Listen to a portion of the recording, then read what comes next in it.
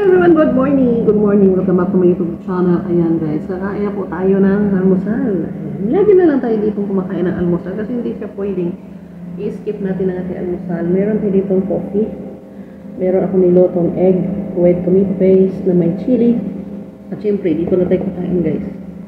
At hindi mawawala ang ating kubos. So ayan guys, kakain tayo.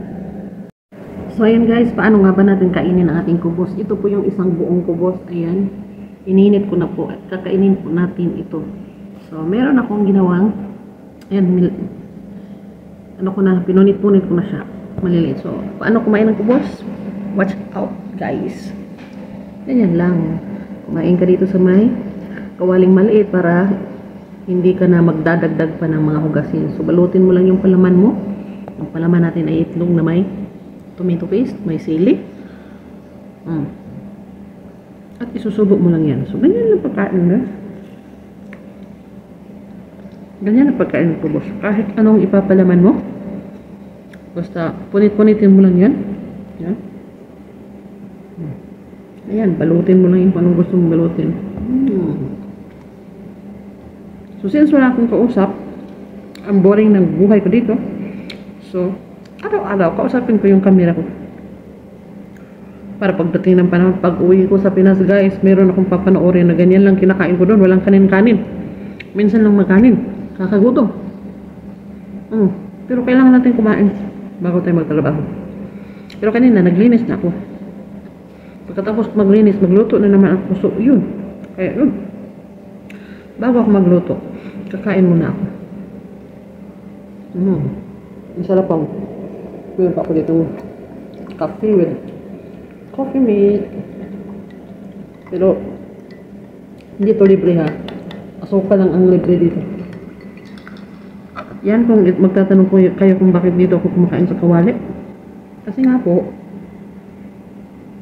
dagdag na po. Pag kumuha ako ng plato, dagdag na po sa hugasin ko. Ako lang din naman ang kakain. Ako lang din naman hugas at marami pa po akong dapat gawin. Ayan. Kaya dito na po kumain. So, ganyan lang. Shout out, Dali Girl. Kain ka lang dyan.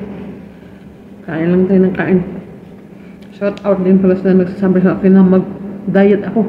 Hoy, huwag niyo akong pagsabihan na mag-diet ako. Kumakain na ako. Siguro pag sinabi na sa akin ng asawa ko na mag-diet ako, sa kanya pa ako maniwala.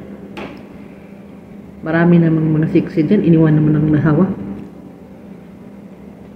Kaya, sa akin, kakain ako eh. Ganyan talaga, kasi yung lula ko mataba. Siyempre, alangan naman mag-aapos yan ng ano. Ng maliit, di ba? Payat. Maganda na yung mataba kang trabaho ka dito sa Middle East para pag uwi ko, hindi ka marites. Ganon. So, mahaba-haba na ating video guys. So, hanggang dito na lang. Hanggang sa muli. Ayan.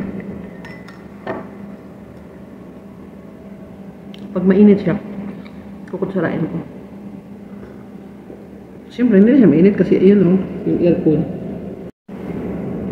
Ay, nag-in siya bigla. So, that's all for now. Thank you so much for watching. Salamat sa pagsama niyo sa aking pagkain guys. Maraming thank you talaga at comment lang po kayo para mabalikan ko kayo. Bye-bye and God bless.